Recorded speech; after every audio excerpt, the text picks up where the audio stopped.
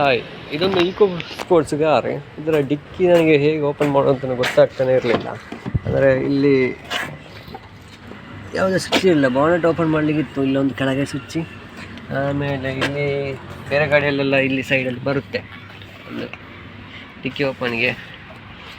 ಮತ್ತು ಇಲ್ಲಿ ಏನಾದರೂ ಉಂಟು ನೋಡಿದ್ದೆ ಡೋರ್ ಪ್ಯಾರ್ ಹತ್ತಿರ, ಅಲ್ಲಿ ಕೂಡ ಏನೂ ಇರಲಿಲ್ಲ. ಮತ್ತೆ ಡೌಟ್ ಆಯಿತು ಏನಾದರೂ ಲೆಫ್ಟ್ ಸೈಡಲ್ಲಿ ಏನಾದ್ರು ಉಂಟು ಅಂತ.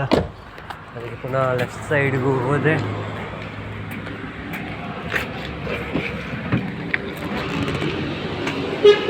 ಇಲ್ಲಿ ಕೂಡ ಏನು ಇರಲಿಲ್ಲ. ಮತ್ತೆ ಕೆಲವೊಮ್ಮೆ ಇಲ್ಲಿ ಬರುತ್ತೆ ಅಂತ ಹೇಳಿ ಇಲ್ಲಿಗೆ ಹೋದೆ, ಇಲ್ಲಿ ಏನಾದರೂ ಇರುತ್ತಾ ಅಂತ. ಇಲ್ಲಿ ಕೂಡ ಏನೂ ಇರಲಿಲ್ಲ. ಮತ್ತು ಇದರ ಡಿಕ್ಕಿ ಹೇಗೆ ಓಪನ್ ಮಾಡೋದು ಅಂತಲೇ ಗೊತ್ತಾಗ್ತಿರ್ಲಿಲ್ಲ. ಮತ್ತೆ ಪುನಃ ಒಂದು ಯೂಟ್ಯೂಬ್ ನೋಡಿದೆ ಹೇಗೆ ಓಪನ್ ಮಾಡೋದು ಅಂತ, ಅಲ್ಲಿ ಕೂಡ ಗೊತ್ತಾಗಲಿಲ್ಲ. ಮತ್ತು ಇದರ ಒಳಗಡೆ ಏನಾದರೂ ಬರುತ್ತಾ ಅಂತ ನೋಡಿದೆ.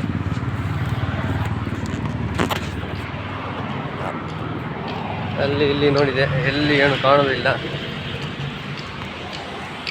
ಮತ್ತೇನು ಮಾಡಿದೆ ಅಂದರೆ ಇಲ್ಲಿ ಒಂದಿತ್ತು, ಇದನ್ನು ಮುಟ್ಟಿದಾಗ ಡಿಕ್ಕಿ ಓಪನ್ ಆಗೋದು. ಇದೊಂದು ಡಿಕ್ಕಿ ಸ್ವಿಚ್ ಅಂತ ಗೊತ್ತೇ ಆಗೋದಿಲ್ಲ ನೋಡಿ.